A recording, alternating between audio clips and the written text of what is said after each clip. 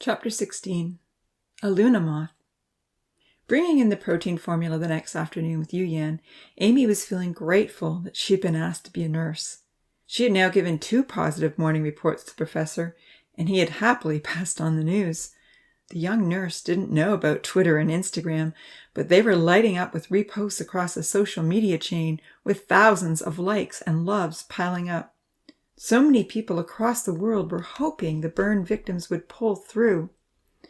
Kenzie came running up the stairs to check on the patients, and he stayed to help.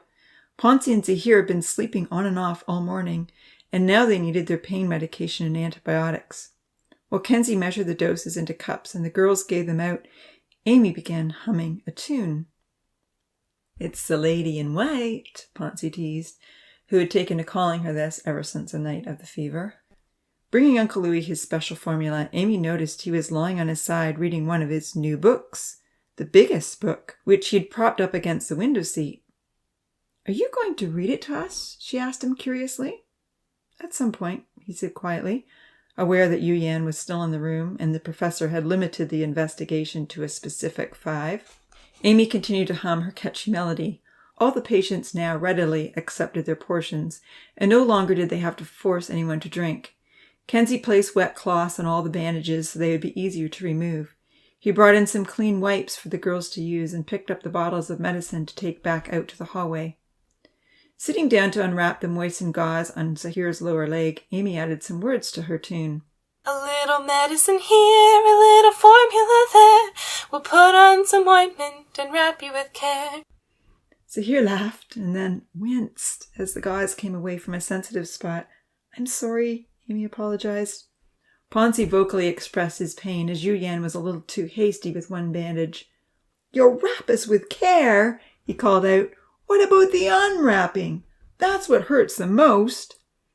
Yu-Yan gave him a look of reproach. "I'm trying my best," she exclaimed.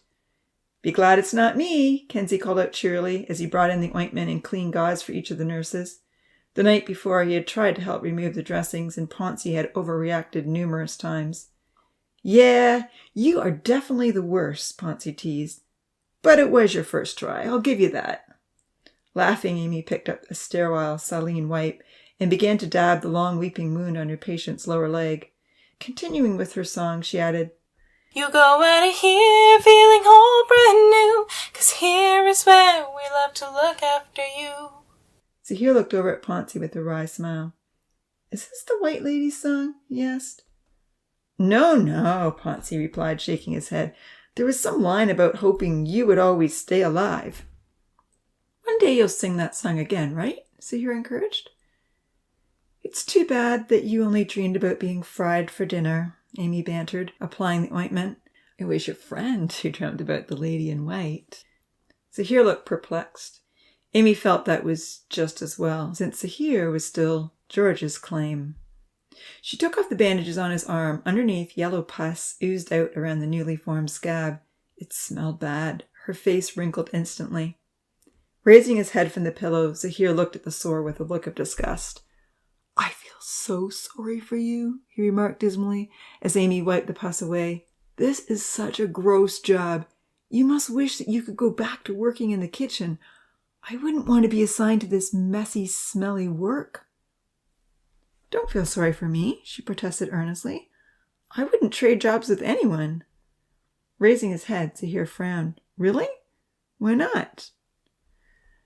There were at least 2 reasons that Amy could have given. One was safe and easy to say, and one was quite difficult in a crowded room where a revoked rule still held sway in her mind, and she wasn't sure how her words would be received. She chose the safe remark. "I once caused the loss of life," she reflected sadly, thinking of Rosa. "And now I've found a way to save lives. This means way more to me than cooking food." With a shrug, Zahir lay back on his pillow and closed his eyes. "We all need to eat to live," he replied flatly. "Cooking food is also an important way to keep people alive." Amy looked up from the wound and smiled, but Zahir's eyes were closed. Kenzie picked up the bottles of medicine to take back to the hallway. "You could ask Kenzie to do this messy part," Zahir murmured. Amy stopped what she was doing and looked up with a tragic expression. Opening his eyes, Zahir saw the look. Or not, he relented. You're doing a great job, Amy. I just feel badly for you. I'm rotting. A pale green moth flew through the window. A cat bounded in with its eyes on the moth. No one had noticed that Mia was so close by. Oh, no you don't, Amy called out, trying to catch the cat. No killing in here. The cat jumped on Zahir's bed. Uncle Louis called out instantly, warning of cat scratches and infection to uncovered wounds. Zahir was quick to react, trying to avoid the cat's paws.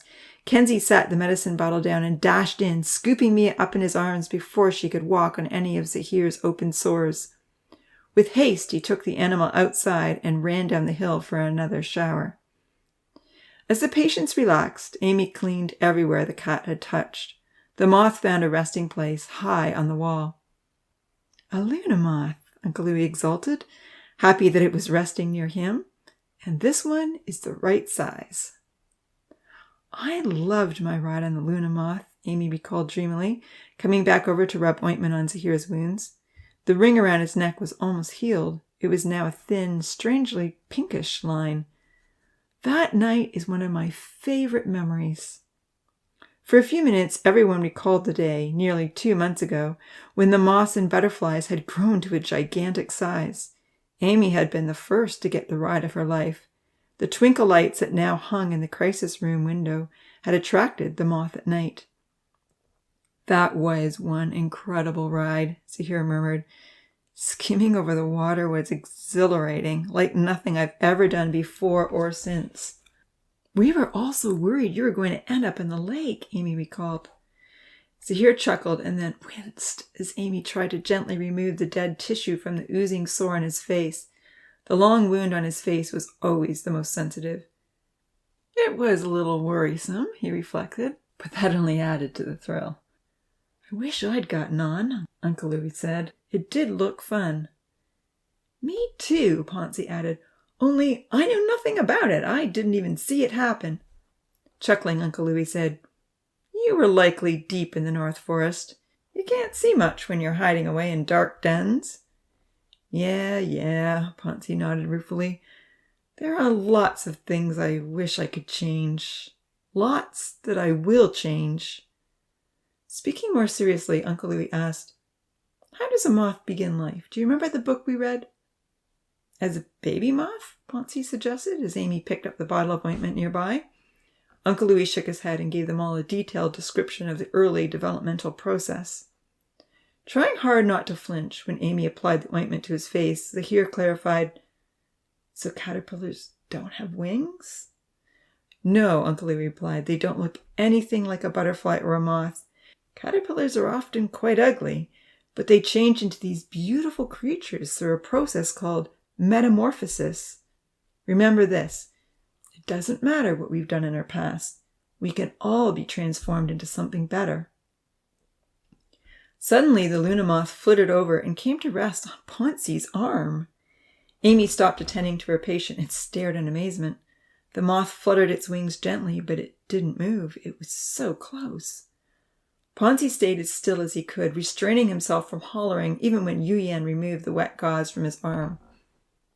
All caterpillars do is eat, Uncle Louis told them, as they marveled at the exotic creature. They eat and get bigger and bigger until they know it's time to change.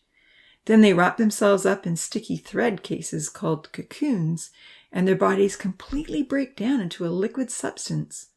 Over a number of days, that liquid substance is transformed into this gorgeous new creature with wings. It's almost like they die, and then they are brought back to life as something better, much, much better. Looking over, Amy noticed a peaceful look on Uncle Louis's face as he closed his eyes and leaned back on his pillow. That's remarkable, Zahir exclaimed, watching the Luna Moth slowly flap its pale green wings. Amy nodded. I've never heard of one kind of creature turning into another. With a smile, Uncle Louis opened his eyes and nodded.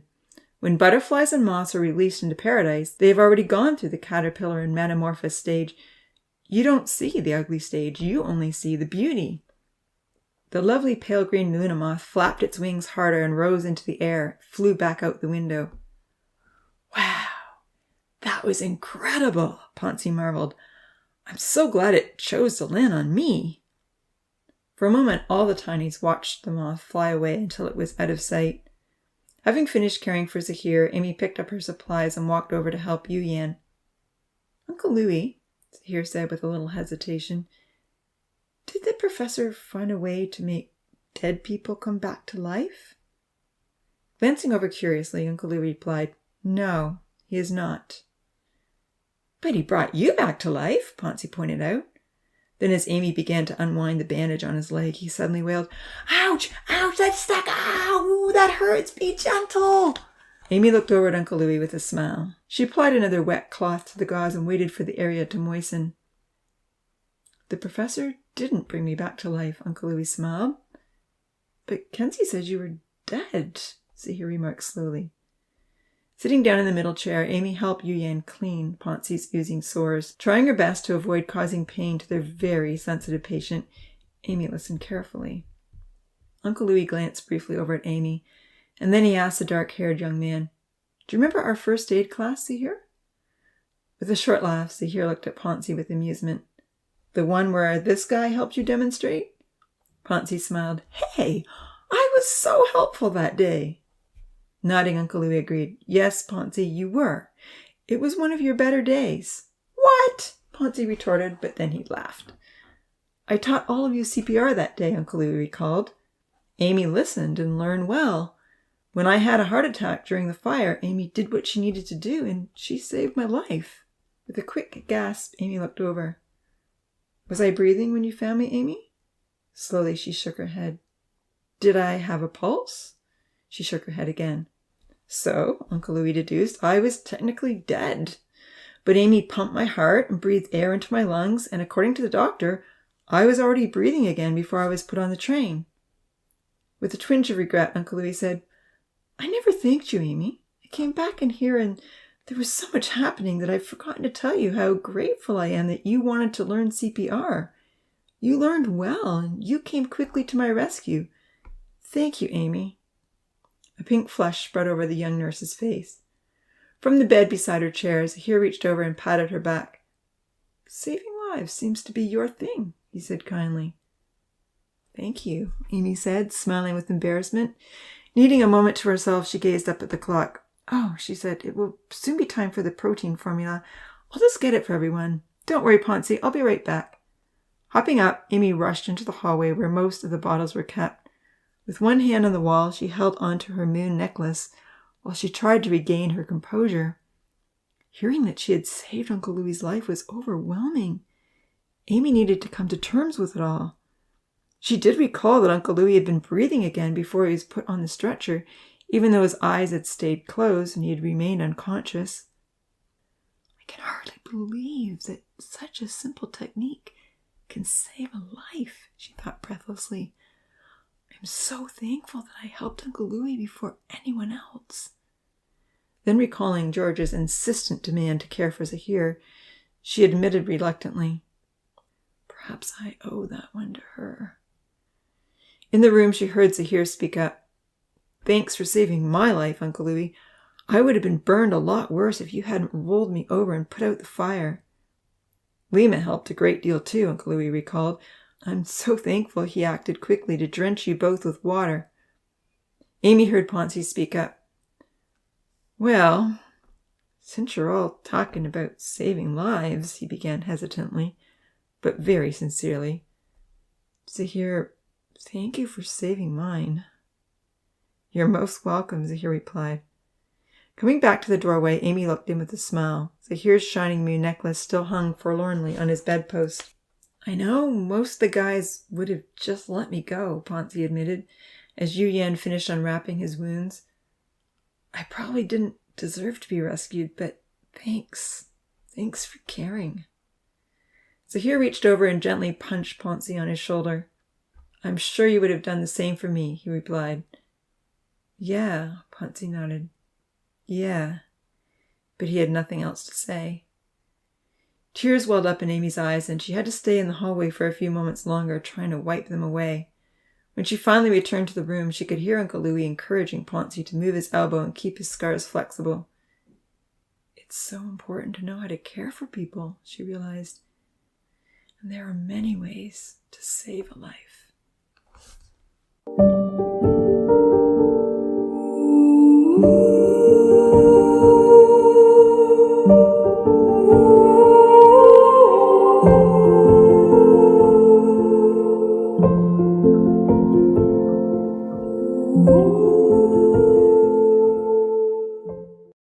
Chapter 17. Riding Waves. Out in the hallway early the next morning, Amy picked up the pain medication. She heard a lot of commotion coming from the young man in George's room.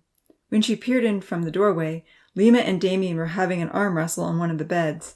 Franz was cheering Lima on. Come on, he called out. You can beat him! Surprising Damien with a sudden burst of strength, Lima brought his friend's arm down. He and Franz whooped and hollered. 1 for you, Damien laughed. 3 for me. Amy stood in the doorway. I don't think any of you need pain medication this morning, she observed with a smile. Immediately, they all began to grimace in pain and looked like they were ready to faint. Aw, come on, beautiful nurse, Damien pleaded. We need a little more caring in this room. Holding out his hand, he begged, how about some kind attention here? Amy laughed and blushed against her will, but she didn't step forward. While the handsome Damien still had more of an effect on her than she liked to admit, she was now well aware that charming manners and dashing good looks weren't enough to build a happy, committed relationship. His luster had faded. Generally, Tina and Yu Yan attended to the Beach Boys once Amy had given them their early morning pain medication, and she knew they would soon arrive. Looking at the healthy scabs the young men were eager to show her, she said, It looks to me like you're all ready to go back to the beach. But Uncle Louie needs to check. He might think differently. Yes, the beach, Lima cheered. Go-karting, surfing. We need to get out of this room. I don't know, Damien suddenly pondered with an impish grin, lying back lazily on the pillows. I'm kind of keen on beds. I didn't realize they were so comfortable. But it's not the same, Lima argued. You can hardly hear the water from here or the loons. And the air isn't nearly so fresh. You definitely can't see the stars, Franz added, or feel free. I've been sleeping better in this bed than I ever did in a hammock, Damien responded, and I hear everything through the windows just fine. He turned to Amy with a smile. Do I have to be injured to stay in the caring center? Yes, you do, she said firmly. Georgia will want her room back eventually. He frowned and lifted his fingers toward its healing wounds. Maybe I'll have to scratch these itchy scabs. Don't you dare, Amy warned in a teasing fashion. You could get them infected. Exactly, he laughed. More meds, full service, and a soft bed. This is the good life. Tina and Yu Yan's voices were coming through the windows. Your nurses will soon be here, Amy smiled, turning to leave. No pain medication for you.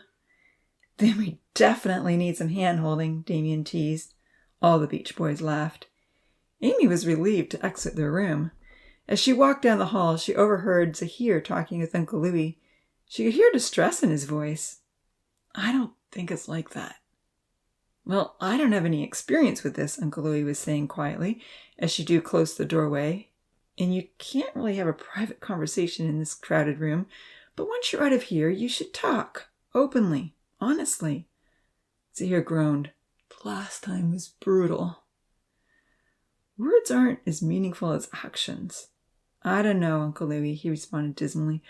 I'm okay with the way things are. I'm a wreck. I hurt all over. I don't even like my own thoughts right now. I just can't deal with any more pain. I don't want to give it or take it. Realizing this was a private conversation, Amy began humming a tune so they would all know she was returning. She wondered who Zahir needed to talk to. What was the last time that was brutal? She asked herself. Is Zahir doubting George's love for him?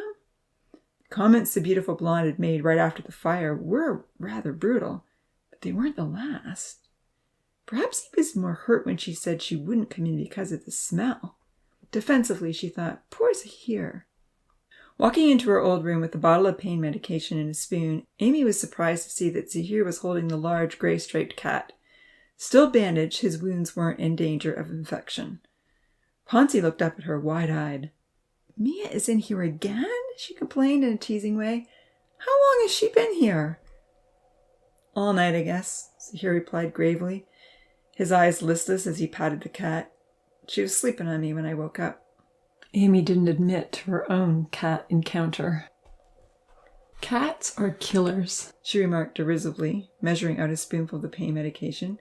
Ever since her pet bird had been eaten by Ripple, Amy was distrustful of the whole species. Cuddling it closer, Zahir disagreed. This one is very fluffy and warm. She wouldn't hurt a thing.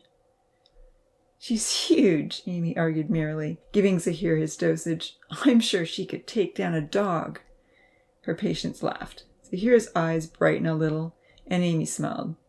Feel how soft she is, he said. She's a cat, Amy stated flatly, picking up some used bandages from the floor. She hunts small animals and birds. Plus, she's not supposed to be in here when you have open wounds. Listen to her purr, Zahir encouraged with a slight smile. Isn't that such a relaxing sound? I don't think Mia has ever killed anything, not squirrels or rabbits, certainly not dogs. Laughing, Amy couldn't resist the appeal. She reached out and patted the cat. Mia was soft, and she eased into the patting and purred even louder. Okay, Amy relented graciously. I'll like one cat, but only because she's still innocent. Picking her up, Amy added, but for now, she has to go back outside. Zahir looked forlorn when Amy took the cat. Taking her outside, she coaxed Mia to head back to the meadow. Then she walked back up the stairs and washed her hands carefully in the soapy water before re-entering the room. Later that afternoon, Georgia and Lily came in to read to the patients. With their hair still wet from the mandatory shower, the two girls dragged in the book and laid it against Poncy's bed. Georgia sat down in the chair in between the two patients. It smells better in here today, the pretty blonde girl observed happily. I can deal with this. Positioning herself close to the dark-haired patient, she said cheerfully, Oh, good. This chair is on the right side. Amy looked over with a quizzical expression. The chair was actually on the left side of Zahir. Lowering her head down to look at the patient from the level of the mattress, Georgia smiled. From here you look just like your old self, Zahir. Once all those scabs fall off, I'm sure you'll be right back to the way you were. Kenzie quickly walked out of the room. Amy glanced over to see a dark look cross Zahir's face. Sitting back up, Georgia looked curiously at Zahir. She leaned over and frowned. Is there something wrong with your eye? She asked. I hope not, he answered wearily. Suddenly alarmed, Amy drew closer. Which eye? She asked, and then she noticed the cloudiness. Zahir put his hand over his left eye and stared out the window with his right. There is a dark spot, he admitted despairingly. I keep hoping it will go away. Immediately, Uncle Louie and Amy wanted to know all the details. Kenzie came back in and listened carefully as Zahir explained that he had just started noticing a small dark spot in his vision. It looks kind of weird, Georgia stated in a matter-of-fact way. I can't believe no one else has noticed, she added with a reproachful glance in Amy's direction. The thought that Zahir might have another injury and more pain to endure distressed Amy greatly. She couldn't bear George's blunt assessments of her patient, or the implication that the nurses weren't doing a good job. On the verge of tears, she rebuked her housemate sharply. How can you say that? Zahir has enough to deal with. He doesn't need to be told that his eye looks weird. That's just mean. It's okay, Amy, her patient pleaded. You all need to be completely honest with me. Just tell me the truth. It was one thing to deal with George's taunts and the heart-wrenching news that Zahir had another injury, but to have her favorite patient imply that she wasn't being honest added to the hurt. Folding her arms across her chest, the young nurse's face flushed red. I wish you had listened to me, Zahir, Georgia protested regretfully. You should never have gone into that fire. Zahir swallowed hard and closed his eyes. Amy, Uncle Louie called out sharply before the copper-haired nurse could react. Come here, I want to show you something. Walking indignantly to the other end of the room, Amy heard Kenzie lash out. If he had listened to you, he wouldn't be able to forgive himself now, and that would be worse. Ignoring the remark, Georgia began telling the patients that she'd found a new, exciting adventure to read. No one replied. Reaching the elder Tiny's bedside, Amy looked back to see Georgia ruffling Zahir's dark, curly hair. "Come on, Zahir, don't look so serious," the tall blonde teased as she picked up his hand. "I'm here with you," she laughed. "I love you regardless of how you look. Come on," she coaxed. "Where's your smile?" "What are we reading about?" Zahir asked flatly. "It's all about a boy who was stranded on the ocean for many days," she told him excitedly. "He escaped from a burning ship with a very large dog. It's kind of like our flood and fire experiences mixed in together." Georgia began reading. Lily held Poncy's hand and listened. Uncle Louis had his own big book open. He pointed eagerly to some of the words, and Amy knelt down beside him and read them silently. She didn't know who had written the book or who was giving the message. All she knew was that the words had a quiet, calming effect on her distressed and resentful heart. Love your enemies. Do good to those who hate you. Bless those who curse you. Pray for those who abuse you. To one who strikes you on the cheek, offer the other also. And from one who takes away your cloak, do not withhold your tunic either. Give to everyone who begs from you. And from one who takes away your goods, do not demand them back. As you wish that others would do to you, so do to them. She reread the words a few times to herself as Uncle Louis stroked her hair gently. "There's a better way," he whispered. "What is this book?" she begged curiously. "I'm going to tell you soon, very soon," he replied quietly. "But I thought you needed this now." He smiled and whispered, "Remember, as you wish that others would do to you, do so to them." Nodding glumly, Amy looked up at Uncle Louis. Had she followed his advice earlier, she wouldn't have said things in the past that she regretted. She recognized that having an angry tiff with Georgia in front of Zahir was not going to make anyone feel better. She sighed and patted his arm. "Okay," she agreed.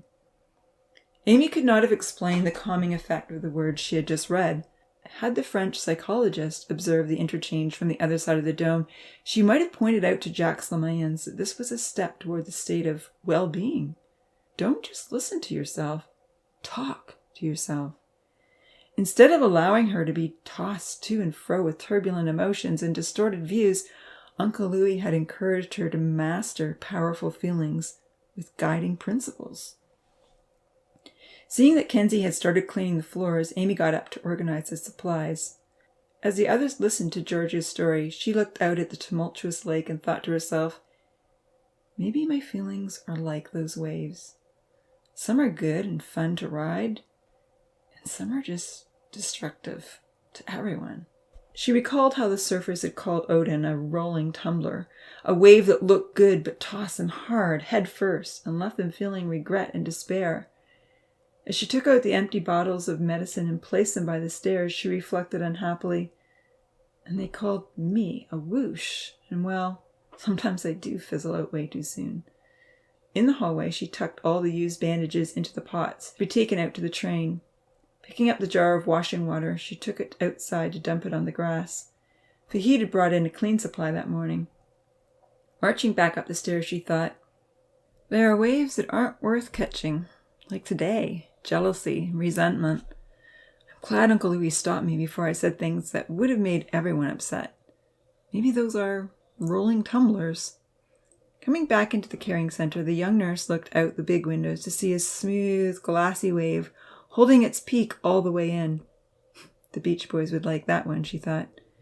With a smile, she remembered the thrill of riding a good wave in, even though she had only ever caught them near shore. Glancing over at the 3 patients in the room who were doing so much better and recovering well, she held up her head and told herself, and then there are some waves, like compassion and love, that can give us the power to help others in wonderful ways. Those are the waves that bring joy. Dia brought in clean blankets and took out the used bedding. Vahid walked up the stairs bringing another pot of fresh water and taking out the used supplies. He had volunteered to take over Odin's job. Tina and Yu Yan stretched out in the spare bed, enjoying the story. At the far end of the room, Uncle Louis was still facing the window reading his new book. Sweeping the floor, Amy was intrigued, wondering what other wise words of advice the book might hold. The older man was deeply absorbed in it for hours on end. When was he going to share it with all of them, and why was he waiting? Mia popped back in through the window and headed for Zahir. Since all the open wounds were covered back up, Uncle Louis wasn't concerned. "Just don't let her touch your face," he warned, as the cat curled up on the young man's chest and looked up at him contentedly. While Georgia continued reading, loud purrs reverberated through the room as the scarred patient stroked the animal's head. Still not completely ready to forgive killer cats, Amy did love to hear them purring. The words that Uncle Louis had pointed out to her began to affect her conscience. The recognition that she wanted to ride waves of compassion and love began to make an impact. Amy had never made amends for telling Georgia that she hated her. As the minutes ticked by, the copper-haired nurse realized there was a better way, a way that might help make peace and please Uncle Louis. When Georgia reached the end of the chapter and paused to turn the page, Amy was standing nearby. In a pleasant tone, she spoke up. "I just want to say thank you for telling us about Zahir's eye," she said kindly. "Now we'll know to watch it carefully. Maybe there is something we can do to help him." The blonde-haired storyteller looked up in surprise, without any appreciation for the gracious acknowledgement Amy had made. At that very moment, a loud shout came from across the hall. Franz had beaten Damien in chess and was celebrating his victory. "I'm so tired of being in here," they heard Damien call out despondently. "Sore loser," Lima teased. "Come on, you beat me all the time." Damien ran into the crisis room. "Uncle Louis," he begged desperately, "how much longer do we have to stay in here? I love the nights, but I hate the days. I want to surf. I need to get out of here." Rolling over, the older tiny asked to see his wounds. Remembering the advice Rachel had given him before he had returned to paradise, Uncle Louis was pleased to see dry scabs. With a smile, he said, "You can leave, as long as you keep yourselves clean. But no surfing until those scabs come off, which might take a couple more days. If you're in the water for too long, they will get soft and you may get an infection. And if you have any bleeding or pus, you need to come back and have the nurses check you over." "So we're free to go, night and day?" "You are, as long as you're careful." "He said no surfing," Franz complained. "Just a couple more days," Damien clarified. "There are other things we can do." Leaping up, he shouted out joyfully, "Let's go! Rose's Hill, here I come!" Uncle Louis frowned. Maybe that's not a good idea either just yet. You might scrape those wounds and get dirt in them." "Come on, Uncle Louis," Damien argued. "We've never fallen out of the go-karts. We'll drive carefully." Looking over at the girls, he said, "Hey, why don't you all take a break and come with us?" Still holding Zahir's hand, Georgia looked up with interest. "I'm reading right now," she replied, "but I'll come after dinner tonight." "Me too," Lily smiled. "I haven't done anything fun for so long." Ponzi pouted, but Lily didn't notice. Lima and Franz were standing in the doorway looking in with eager anticipation. Damien extended the invitation to Tina and Yuyan, and they agreed to come. It had been nearly a week since the fire when all their regular activities had ceased. Dia appeared with an armful of clean bedsheets and a new pair of swim shorts for Damien, since his other ones had been singed. "Let's get Dia to come," Lima chuckled. Addressing the pretty dark-skinned girl, Damien said, "Dia, you don't know what you're missing. You sit in here sewing all day and you never have any fun. You got to try it. Pick any one of us for your driver and we'll give you the best ride." It was actually the first time anyone had put pressure on Dia to join in. She was always so committed to sewing, with so many orders to fill, that no one thought of encouraging her to participate. Looking up with a pleased expression, Dia said, "I wouldn't mind trying it, as long as I have a safe driver." "Pick me or Lima," Damien suggested with a mocking glance in Franz's direction. "Franz is only one speed, and it's way too fast." An argument ensued, but eventually Dia said she would try all three and see who she thought was the best. Looking over at Amy, stacking the bed sheets in a neat pile on the couch, Damien smiled. "What about you, Nurse Amy? You need to do something exciting, too. You must be bored out of your mind in here. I know you're not afraid of go-karting anymore. Why don't you join us after dinner?" Amy shook her head. Thanks for asking, she replied evenly, but I have lots to do in here. In all truthfulness, the crisis room was exactly where she wanted to be. Everyone but the whoosh, then, Damien grumbled. Well, that's fine. See you girls after dinner. I'm out of here. Hollering excitedly, the Beach Boys exited the caring center. Don't listen to his names, Zahir mumbled, as Georgia turned the page for the next chapter. Don't let it bother you. Amy looked up appreciatively as she collected the dirty dishes, but deep inside the name did bother her. There's some truth to it, she sighed, setting the bowls down in the hallway for the kitchen crew to take back. Georgia spoke up. Damien isn't trying to be mean, she said defensively. He makes up names just like you sing songs. He calls me Giorgio, she giggled. Zahir prodded. Amy, what do you mean there's truth to it? She explained. A whoosh is a wave that fizzles out just when you think it's going to be good. With a shrug, she admitted, sometimes I give up too soon. You are afraid of a lot of things, her blonde housemaid agreed. Zahir frowned, and Amy held her tongue. Rolling over in his bed, Uncle Louis gave Amy a smile of encouragement. Seeing that Tina and Yu Yan were looking bored, he addressed them, saying, You girls have done an excellent job caring for everyone. With the Beach Boys leaving, I think it'll be best if you resume normal life and are available outside for any other injuries. Kenzie and Amy can handle the rest of us in here from now on. Looking up gratefully, Kenzie smiled. Tina and Yu Yan didn't wait for the story to be over. They were happy to leave. Georgia began the next chapter, but seeing the patients were struggling to stay awake, she excused herself to go make dinner. There's so much work in that kitchen every day, she complained. Glancing in Amy's direction, she taunted, I'll be so glad when you go back to your old job. I haven't had any time to work on my books or my paintings. Amy nodded, but she didn't commit. For now, she was very happy with her new assignment. Standing up, Georgia begged Uncle Louis, Can I please have my room back tonight? It's not needed anymore, right? Kenzie looked over at Amy. Want to help me switch the beds around? He asked. The copper-haired girl nodded, and the two nurses headed off to clean up Georgia's room. Leaving the adventure book behind in the hall, the tall blonde said a loving goodbye to the sleepy Zahir and ran off to collect food from the garden. It was nap time in the caring center.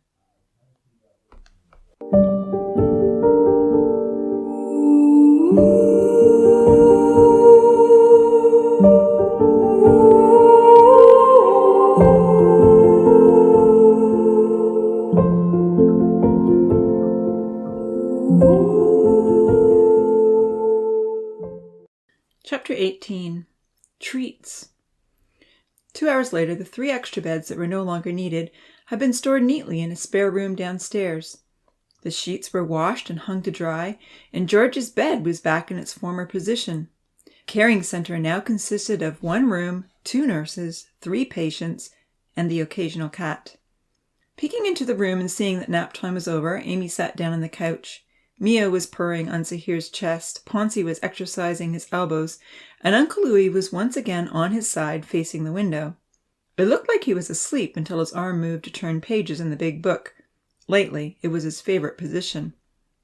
Eager for some conversation, she asked her patients, What do you want to do the most when you're all better?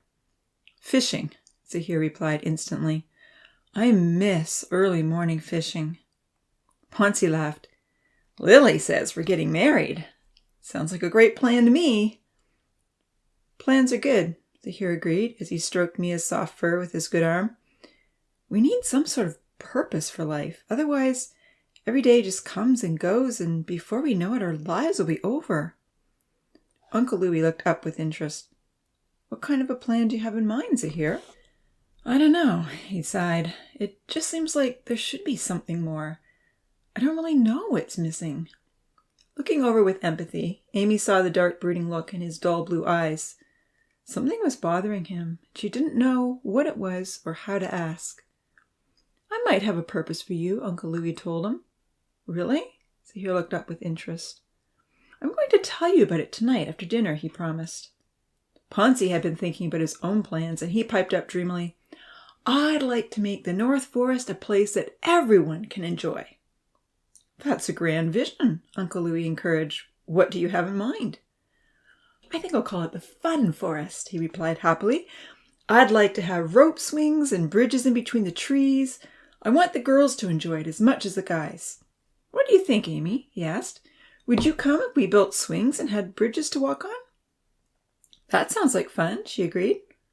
As they discussed other ways to change the North Forest into an activity center for girls and guys, they heard a loud series of crashes in the distance. What was that? They all asked. Something fell over, Ponzi said. Amy told him about the tree outside Lily's room. Maybe Odin is taking down some of the burnt trees, Ponzi suggested.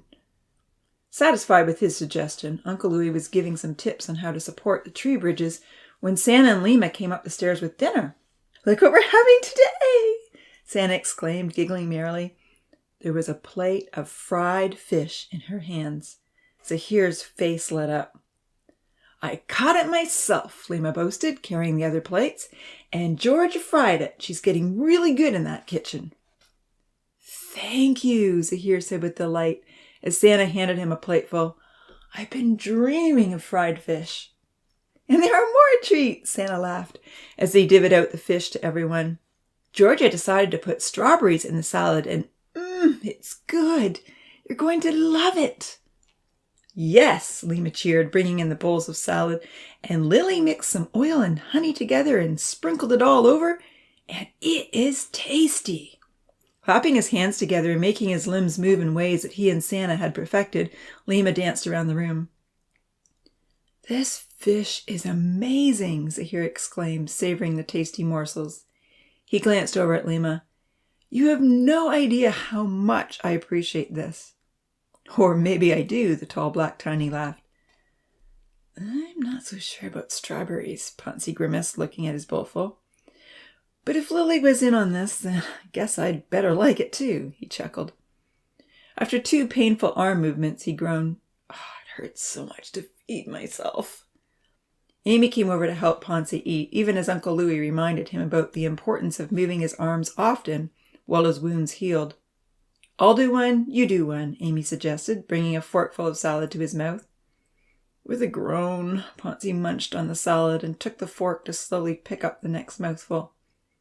Lima sat down to talk to his friends and inquire about their injuries. Having not had the opportunity to tell him before, they both thanked him profusely for the buckets of water that he dumped on them in the fire. Without him, they knew their injuries would have been much worse. With a smile, Lima appreciated their gratitude. They shared recollections of the ordeal for a while. When there was a break in the conversation, Santa looked over at Amy excitedly, clapped her hands together, and said, Guess what? Today when the train came in, guess what was on it? As Amy helped Ponzi with his meal, she tried to think of things, but nothing she suggested was correct. Lots of birds, her friend laughed, clapping her hands together and wiggling her hips. Lots of them! So many lorikeys that I couldn't count them all, and bluebirds and cardinals. With excitement, Amy looked out the window. In the sky, she could see colorful birds flying around the orchards. Flocks of birds. Yes, she cried out joyfully. Oh, I'm so glad. And rabbits, Lima chuckled. 5 new little rabbits. And lots of butterflies, bees, and fireflies. There are even 2 more bats since the others completely disappeared. Can't miss mango blooming season. Ponzi had finished his salad, so Amy ran over to give Santa a hug of joy. I miss you, Santa exclaimed, hugging her back. I hardly see you anymore. I miss you too, Amy replied. I will personally ensure that all the cats have collars, Santa promised her friend. We don't want any more dead birds. Zahir plucked Mia's collar. The bell tinkled. Mia's good, he announced. Uncle Louis was laughing. Amy, he smiled, I want you to take a well-deserved break. Go feed the animals with your friends and see what is new. There'll be time to fix up your patients when you get back. Really? Amy said, looking all around. But it's almost time to change the bandages. Zahir had his mouth full of salad, but he nodded in agreement, and Ponzi said he would be fine till she had returned. When Zahir had swallowed, he encouraged, Go have fun, and then you can tell us all about it. With an affectionate chuckle, he added, But please come back. We need you. Flashing a grateful smile in Zahir's direction, Amy ran outside with Santa and Lima. She spent a glorious hour spotting new birds in the trees and finding baby rabbits at the compost pile. Lima helped her bring back a carry cart of compost treats for the deer and squirrels on Rainbow Hill, while Santa chatted about all the goings-on. It had been well over a week since she had last fed the animals. Her friends took a seat on the bench swing to watch the deer finish off their treats, while Amy quickly showered and changed her clothes. Re-entering the carrying center, she gave a glowing report to her restless patients.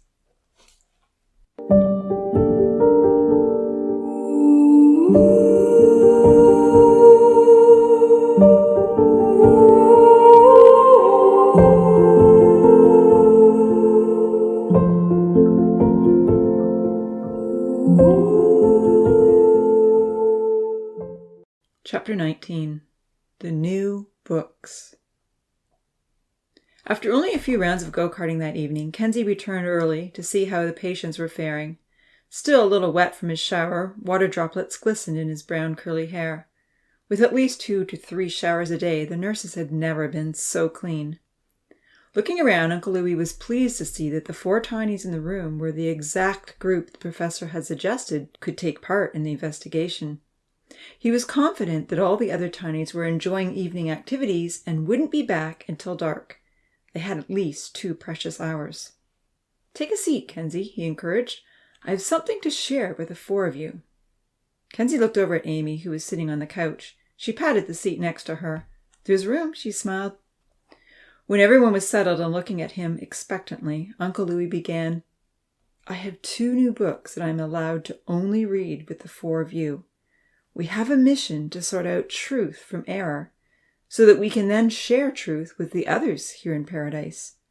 The professor has reluctantly given the 5 of us permission to investigate, but that's all.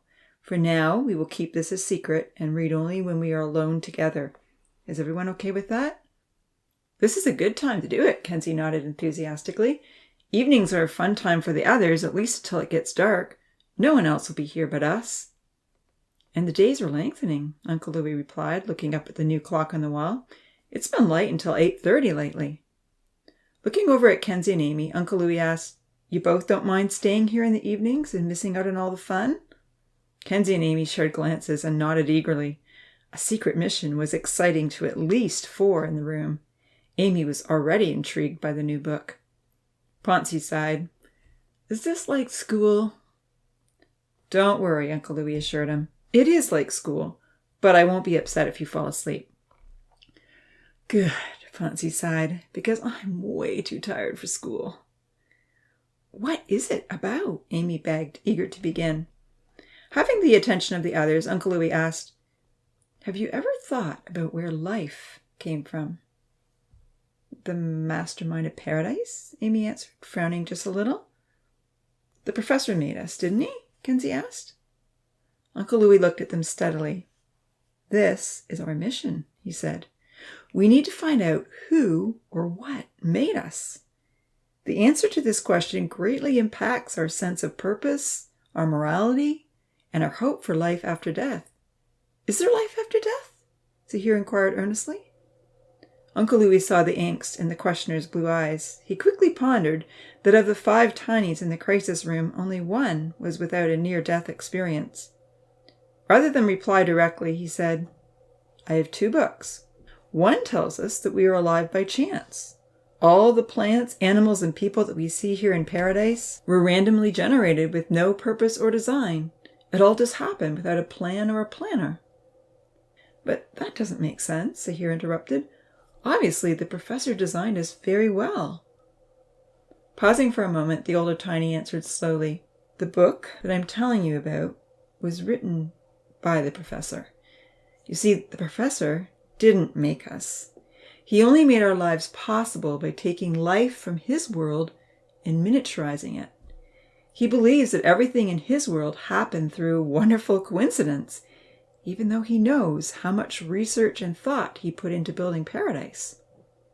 Wide eyes looked over at Uncle Louis with astonishment, and then disappointment set in as they realized the implications. "But if life just happened by chance, then it's not likely we can get it back," Amy reasoned sadly. "Who would give it to us?" "Yes," Kenzie agreed. With astonishment, he asked, Why did the professor miniaturize us? He feels paradise is a much happier place to live than in his own world, Uncle Louis replied. But if the professor had to work so hard to make paradise, Zahir reflected, still considering the issue, then someone had to make the professor's world. Uncle Louis smiled.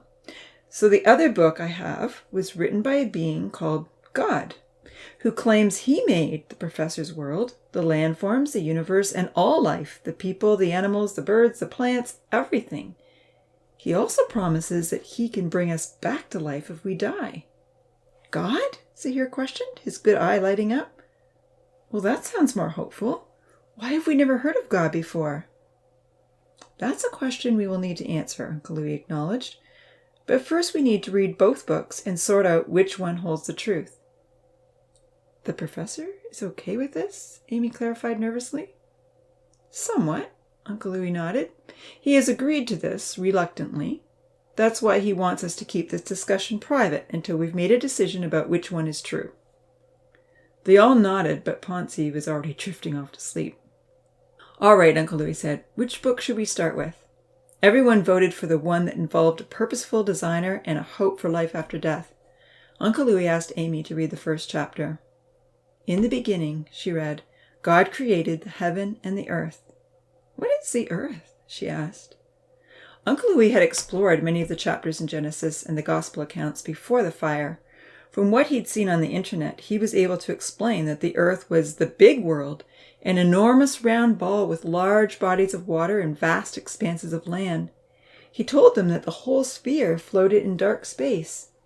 Paradise was only a tiny speck, situated on the huge planet Earth. Ponzi piped up drowsily. Hey, you're finally telling us about the big world. Maybe you don't want to fall asleep just yet, Uncle Louis chuckled. No way. I'm wide awake now, Ponzi insisted, sitting up in his bed. Amy read on. The earth was without form and void, and darkness was upon the face of the deep. And the Spirit of God moved upon the face of the waters, and God said, Let there be light. And there was light. Astounded, Amy blurted out, Did this God just speak words and it happened? How powerful is he? Is this for real? That's what we have to determine, Uncle Louis smiled. Excited, Amy read on and on. They discovered that the dry land was called Earth, and that God claimed to have made all the plants and trees. Then she read, Let us make man in our image, after our likeness, and let them have dominion over the fish of the sea, and over the fowl of the air, and over the cattle, and over all the earth, and over every creeping thing that creeps on the earth. So God created man in his own image. In the image of God he created him. Male and female he created them. It was an astonishing thought. People are made in the image of God, she exclaimed. He has made us like him? Kenzie pondered the idea. If Finitha used clay to make the image of a sunflower, then it would look like a sunflower, right? It would indeed, Kenzie, Uncle Louis nodded. Then do we look like God? What do you think, everyone? Well, Amy pondered as the setting sun began to cast rays of light into the room. If this book is true, then it sounds like it's telling us that we must look like the one who made us. Tingling with excitement, she said, We wouldn't survive without the professor looking after us. So maybe God looks after his world in the same way. Maybe this God is the mastermind of the professor's world and the professor doesn't even know it. Uncle Louis nodded. It's worth an investigation, isn't it? I don't know, Ponzi remarked wearily. If the professor doesn't believe in God, then why should we? That's a good question, Uncle Louis acknowledged. Zahir was troubled. But you say the professor is a very intelligent man, so why wouldn't he know if God is real or not? He challenged. This seems too important for him not to investigate thoroughly. That thought has kept me awake many nights, Zahir, Uncle Louis admitted wearily. So we are going to read the professor's book as well. He is certainly very intelligent and has had years of research and education, far beyond what any of us can ever hope for. And he is a good man whom I love dearly. However, the promises and the guidance that I read about in the Bible seem to be what I've been searching for. But if the professor says something is wrong, I am very hesitant to tell anyone otherwise. This is the reason I need all of you to help me decide what is true." Bewildered, Zahir looked over at Uncle Louis.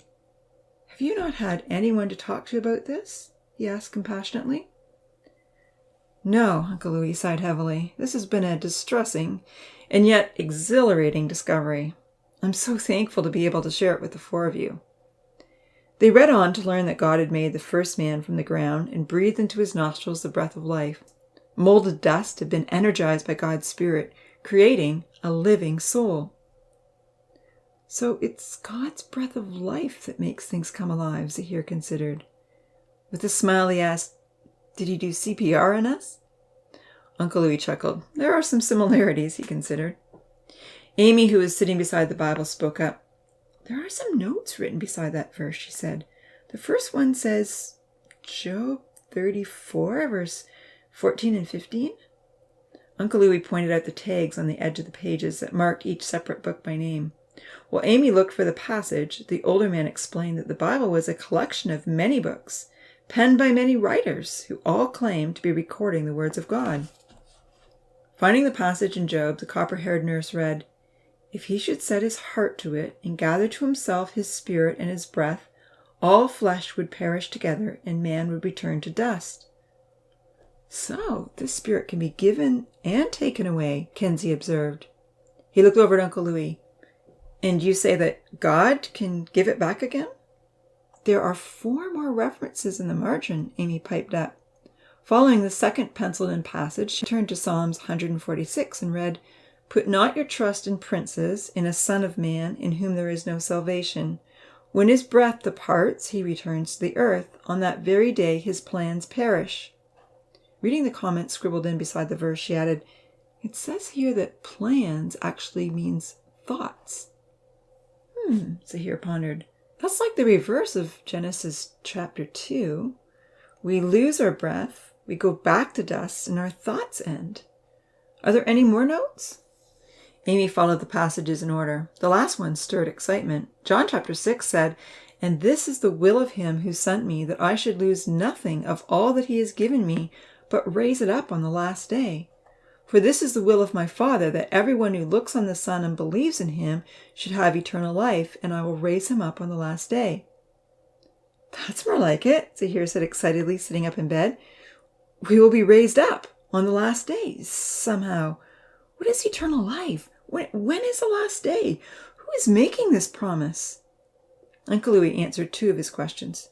Eternal life means never dying again. The person making this promise is Jesus, God's Son. He sighed, "This book is so big. I want to read it to you all at once. But I've also promised to read the professor's book." "We've got to read about Jesus," Zahir pleaded. "It sounds like he is the one who will give life back to us if we die." "Yes, we do need to read about Jesus," Uncle Louis agreed, "especially since he is now my new role model. I would encourage all of you to be like Jesus." Remembering Zahir had once said that he wanted to be like Uncle Louis, Amy looked up and caught her friend's eye. They shared a smile. Having already taken an hour reading God's book, Kenzie volunteered to read a chapter from the professor's. After only 2 pages, everything they had just learned was turned upside down. Instead of a plan and a purpose, a designer and a guardian, the professor explained the universe had randomly come into being by chance explosions, fabulously incredible and very timely mutations, and the survival and reproduction of the fittest at the expense of the weak. It was a nasty beginning with no care or concern for life or those with reduced capabilities, but a mad, amoral rush for the selfish betterment of each individual. Instead of portraying God as a merciful being who encourages everyone to rise to his level by caring for one another and living by his standards, the professor labeled God as a mythical character who took sadistic pleasure in obliterating people in fits of anger, inflicting suffering and burdensome rules, punishing the victim instead of the perpetrator. The accusations went on and on. Kenzie continued to read the professor's words.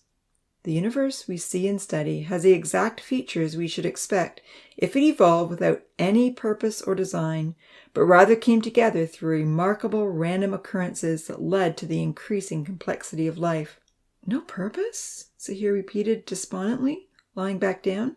But how can anything that functions well just happen without a plan? Our boats and our go-karts all required planning, a lot of experimenting and careful work.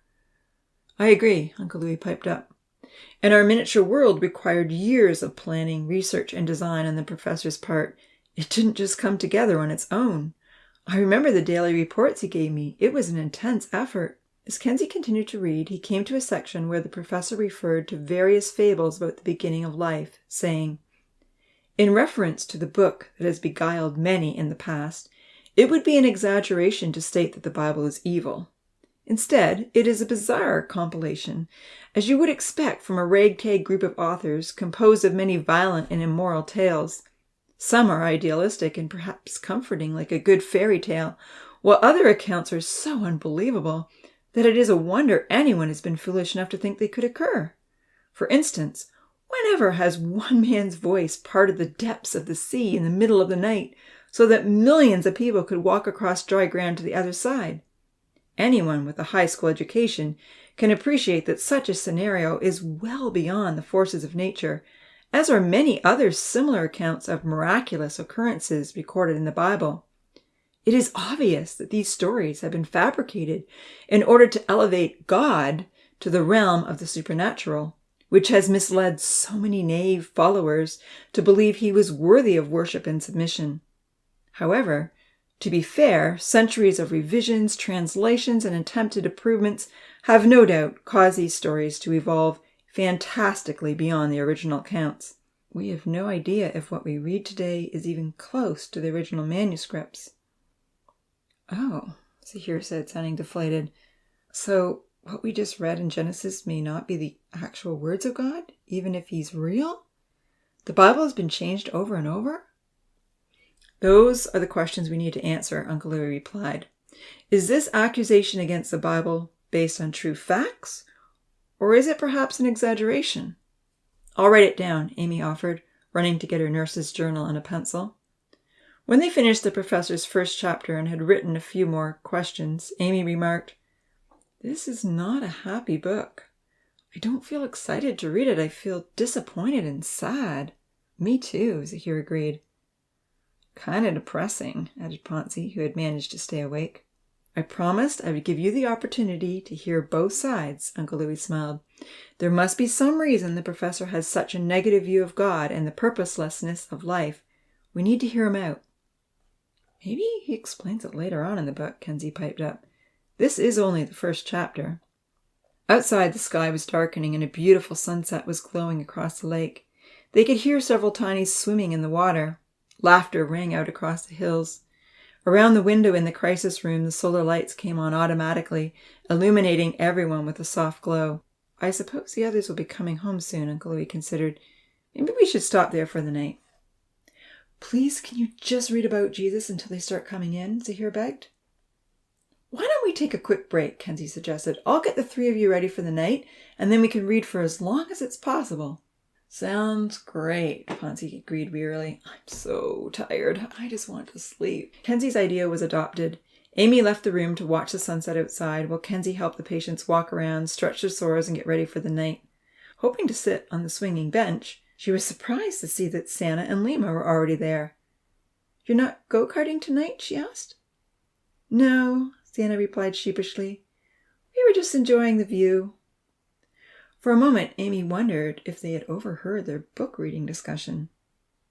She decided not to ask, thinking, "I hope they have been listening. I wish I could invite them in." There was another loud crash in the forest. "It sounds like Odin is busy in the fun forest," Amy stated with a smile, sitting down on the deck beside her friends. "Maybe he's making something good."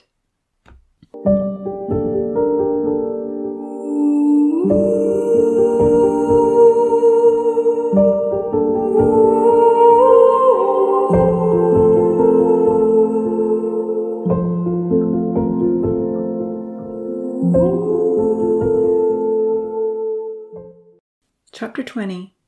Pairing Off.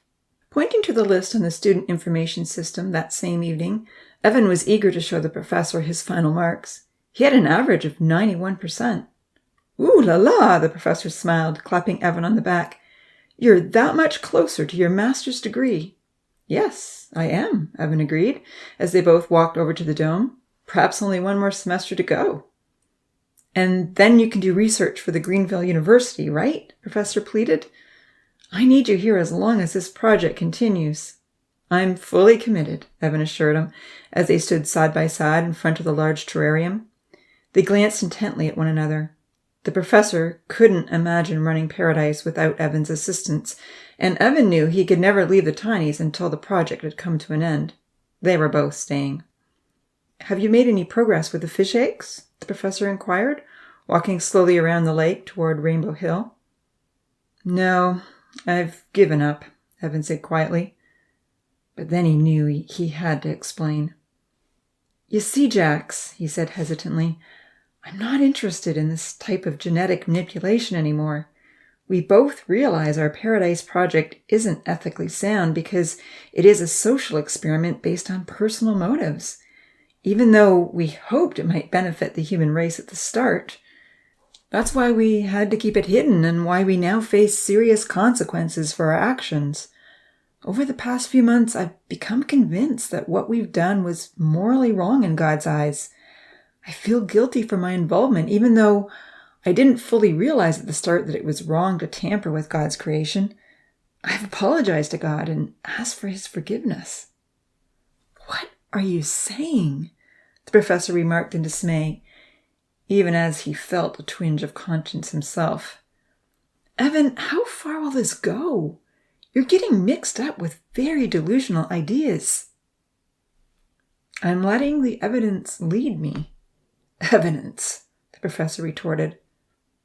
Having watched a scientific documentary the night before, Evan felt he had another appeal to make to his mentor. Macroevolution is not science, he pleaded.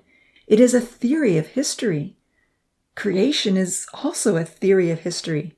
There may be scientific facts put forward to support both theories, but in the end, evolution and creation cannot be experimentally proven or repeated. Therefore, I would argue that macroevolution is not true science. Let's face it, Jax. You can't breed Cocker Spaniels and get back to wolves because there's no genetic information left to revert back to the wild. It has to be reintroduced. You and I both know that mutations do not add new, useful information to DNA. Information can only be lost. With enough time, I'm sure that good mutations do occur. Enough to account for the vast variety of life we see all around us, Evan argued. And how did so many species survive while waiting for the next mutation to be beneficial and functional? Jax, think about it. There's remarkable forethought and anticipation in nature. There are systems in place to repair and protect every organism from accidents, disease, bacteria, and viruses. Can evolution, a blind, random, unintelligent force, anticipate the need to repair and create internal defenders? Everything we study speaks to an intelligence far beyond any human ability. "'Tis supernatural," Jax muttered, unwilling to show the deeply disconcerting effect that such arguments were having on his mind. "I don't believe in the supernatural." For a few minutes, they both silently walked around the dome, observing the beautiful world they had put together. They saw Kenzie helping Ponzi down the stairs toward the outhouse. Zahir was walking slowly behind, but on his own. Suddenly, Evan noticed a large swath of trees that had collapsed on the far side of Rainbow Hill. "What happened to all those trees?" he said in alarm. Coming to his side, Jax looked in with astonishment. "I have no idea," he replied. "But it looks like someone chopped them down. Who would do that?" They both looked in closely. No, Evan observed. Their roots are still attached. Either they were pushed over or they fell over. "It is the steep side," the older scientist deliberated. "I'll do some research. Maybe they aren't getting enough sunlight or nutrients." Looking closely, he asked, "They weren't chewed on by the deer by any chance?" But there was no evidence they had been damaged by anything. "More wood for Zahir to carve when he's back on his feet," Evan smiled. Hurrying on around the dome, the young scientist noticed that Santa and Lima were digging deep into the ground on Mining Hill. "Looking for treasure," Evan remarked with a smile. Now that everyone has seen the ruby, there may be a few more attempts." "They are in the right spot," Jax nodded. "I hope they find it." "Are we still planning to open up to the public in May?" Evan inquired. "I'd really like to," Jax nodded, looking in on the North Forest, which had lost most of the pines. "As soon as the burn victims recover and the charred debris from the trees has been cleared up, we should open the viewing tunnel to the public." Reflecting thoughtfully, he added, It's rather strange, but the publicity surrounding the fire and the heroic rescue has raised so much compassionate interest in the Tinies that the governing board messaged this morning to give their condolences and ask how things are going. They even asked if we needed any financial help." "That's amazing," Evan nodded. "It is." With a sudden frown as he observed the forest, the professor queried, "Where are Odin and France?" Outside the glass greenhouse, the sun was beginning to set and the brilliant colors reflected off the water. "I haven't seen them in hours," he murmured thoughtfully. With a smile, he added, "They haven't been complaining or causing trouble lately, and Odin almost completed the stairs before he found the gem. I'm slightly optimistic they are changing for good." "I hope so," said Evan. "I really hope so." Looking around the terrarium, the two scientists noticed that new targets had been set up in the North Forest in the large cleared area where the fire had destroyed many of the trees. The young men weren't anywhere to be seen. Noticing a stash of long, straight sticks behind a tree, Jax inquired, "What are those?" Evan gazed in. "Arrows?" he said with surprise. Then he pointed, "Look over there. They've made some crude bows as well. How did they come up with bows and arrows all on their own?" Running quickly over to his desk, the professor came back with his binoculars. "And those arrows look sharp," he exclaimed. Anxiously, Evan agreed. "I would almost consider those to be weapons." "Ooh la la. We'll need to monitor the situation. Hopefully they are up to something useful." Evan groaned. "I'm not betting on that." They could see Nancy and Milan taking kitchen scraps out to the compost pile beside the store. Rusty was following behind. The deer were running down the hill in anticipation of tasty delights. A bell tinkled as Ripple attempted to pounce on something in the bushes, but she came up disappointed. "Putting bells on the cats was a great idea," Evan remarked. The professor agreed. "Hopefully the rodent and bird population won't be decimated so quickly this time." Coming around Mining Hill, they saw Charlie and Yuyan sitting on the steps of the farmhouse chatting, while Bojo kept a watchful guard against small intruders. Tina and Vahid were cleaning out the chicken coops. Suddenly, Santa and Lima hooted and hollered loudly. Looking over, the two scientists saw they were leaping excitedly around a large object which they had pulled out of the ground. "Is it the sun catcher?" Jax exclaimed hopefully. Brushing off the dirty glass dewdrop, the two Tinies were ecstatic. It was indeed the sun catcher. Long rays of evening sunlight sent rainbows dancing in all directions. The loud, happy cheers drew the attention of several other Tinies, who left their activities to race up the hill and see what their friends had found. In no time at all, Nancy, Milan, Vahid, Tina, Charlie, and Yuyan had gathered on Mining Hill and were helping to lift the large crystal into a carry cart. With a lot of lively chatter, the heavy gem with the long jeweled chain was wheeled down the hill. "I wonder what they'll trade it for," Evan mused. "It's the best one that we buried," the professor replied. "Maybe they'll get a few months of free meals." But the gem didn't go to the store. To the surprise of the scientists, Santa and Lima told the others that the gem should be something everyone should share. "Let's put it up on Rainbow Hill," Santa suggested merrily. "Then we will always have rainbows up there that all of us can enjoy." The others applauded her idea. Outside of paradise, the scientists clapped quietly too. "I love her spirit," Evan whispered. "Interesting," the professor noted quietly. Odin found a gem and felt it paid off all his misdemeanors. He walked away days after causing that fire, thinking he owes nothing more to anyone, and he didn't even finish the staircase. Santa and Lima find the most valuable gem and want to share it freely with the whole group. They ask for nothing in return. Pondering an analogy, Evan reflected, we gave them those gems, and all they had to do was dig them up. Looking at the professor sideways, he bravely decided to share his spiritual thoughts. In a way, he mused, it's kind of like God's gift of salvation, don't you think? Some aren't even interested in the offer and feel it's too much effort to go digging. Some only think of how they might benefit themselves, while others want to share it with everyone. Evan, the professor called out disapprovingly, you are spending too much time with Seth.